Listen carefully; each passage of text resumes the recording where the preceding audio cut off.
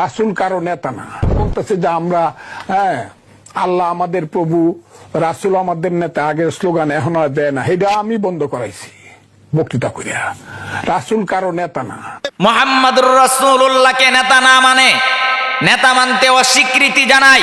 আমি খোদার কসম করে বলতে পারি, আজকের মাহফিলে এই মিডিয়ার মাধ্যমে বলতে পারি, এই পশু পাগলাকে আমি সুস্পষ্ট ফতোয়া দিতে পারি, সত্যি যদি কেউ অন্তর থেকে বলে থাকে আমি মুহাম্মাদুর রাসূলুল্লাহকে নেতা মানি না, কোরআনকে সাক্ষী রেখে আমি বলতে পারি সে কোনোদিন মুসলমান হতে পারে না, সে বেঈমানের ইহুদিদের দালাল হতে পারে।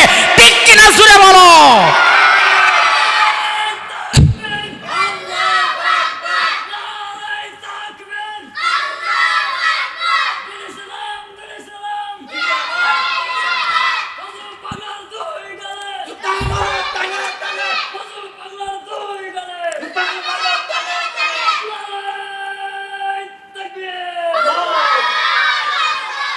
আপনারা এবার বলুন, উলামায়ে কেরামদের সন্তান মা বোনরা পেটে ধারণ করার কথা নিষেধ করেছে, এর মতন গাঞ্জাকুরের সন্তান মা বোনরা পেটে নিবে?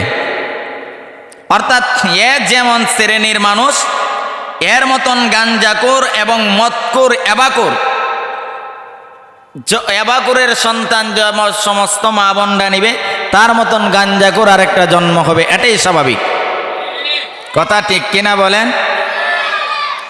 ওই ফজলু পাগলা নামের একজন এমপি আছে, সে জানে না যে কওমি মাদ্রাসার সন্তানেরা বাংলাদেশও কি না করতে পারে, সেই বিষয়ে তার ধারণা নাই, তার কোনো জ্ঞান নাই।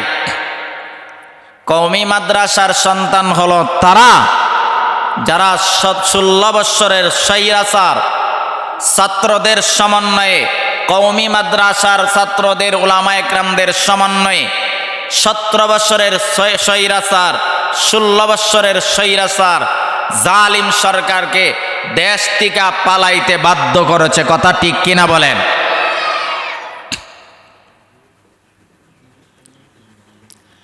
ক্ষমতাশীল শক্তিশালী শেখ হাসিনার দলকে যারা দেশ থেকে বিতাড়িত করেছে,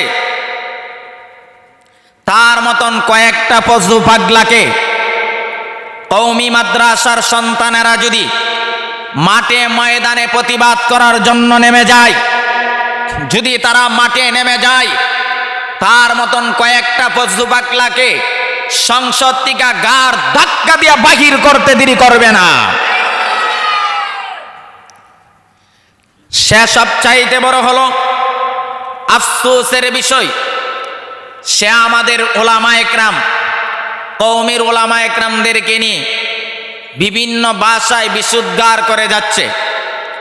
কওমি মাদ্রাসার উলামায়ে কেরামদেরকে নিয়ে অশ্লীল ভাষায় সে গালিগালাজ করেছে। তার পাওয়ার হলো সে ক্ষমতাশীল লোক।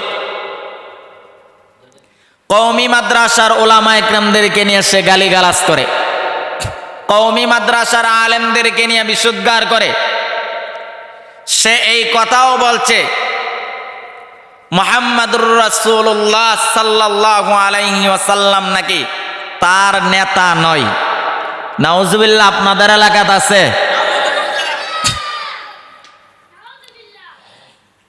আমাদের নেতাকে, আমাদের নেতাকে হযরত মুহাম্মাদুর রাসূলুল্লাহ সাল্লাল্লাহু আলাইহি ওয়াসাল্লাম। সে আমার নবীকে নেতা মানে না, সে আমার নবীকে নেতা মানে না। এবং সে আরেকটা কথা বলেছে, কতটুক জঘন্যতম কথা হতে পারে, কতটুক নিম্ন শ্রেণীর মানুষ হলে এই সমস্ত কথা বলতে পারে। সে আরেকটা কথা বলেছে,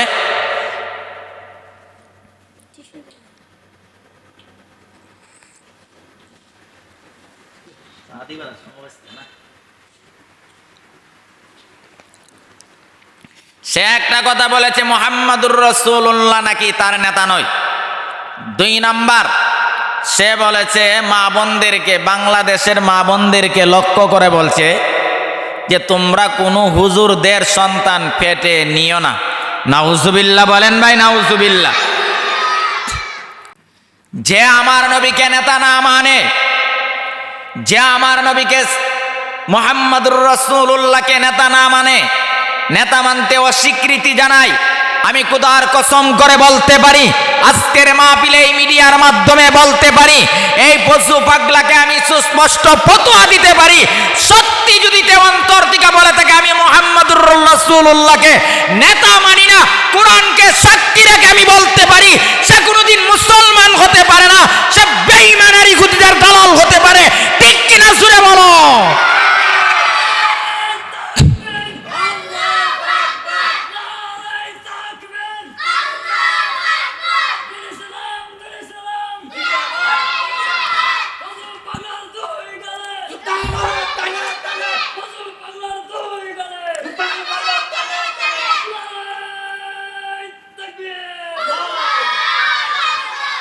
আপনারা এবার বলুন, উলামা একরামদের সন্তান মা বোনরা পেটে ধারণ করার কথা নিষেধ করেছে, এর মতন গাঞ্জাকুরের সন্তান মা বোনরা পেটে নিবে? অর্থাৎ এ যেমন শ্রেণীর মানুষ, এর মতন গাঞ্জাকুর এবং মদকুর এবাকুরের সন্তান সমস্ত মা বোনরা নিবে, তার মতন গাঞ্জাকুর আরেকটা জন্ম হবে, এটাই স্বাভাবিক। কথা ঠিক কিনা বলেন?